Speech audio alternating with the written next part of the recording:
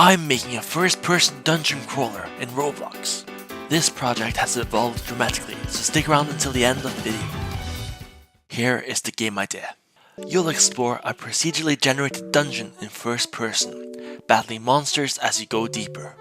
Each time you enter the dungeon, you start with just your bare hands, but defeating enemies drops weapons and loot with level requirements, letting you progress further every time.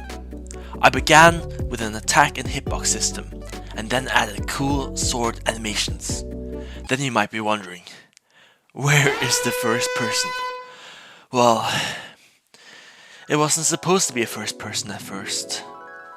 No, Roblox Studio. You there. What? Yes, God. Your game must have first person. Oh, yes, God, of course. So yeah, that happened.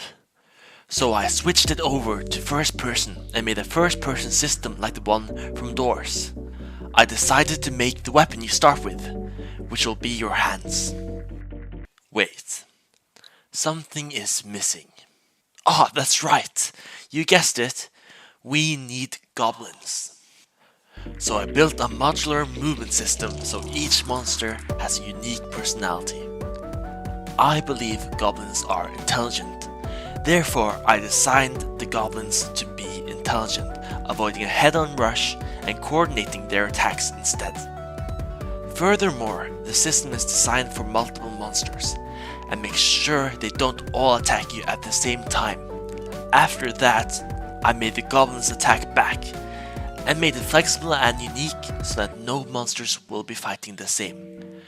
Then I added some smexy effects when the goblins swing their swords.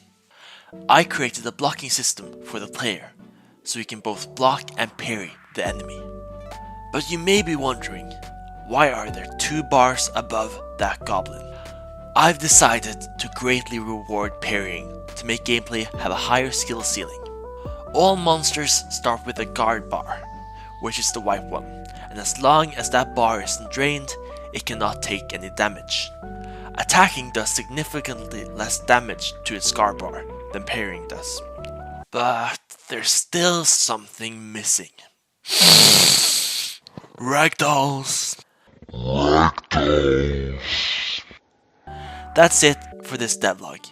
Please don't be afraid to give suggestions in the comments, and show your support by liking the video and subscribing to the channel.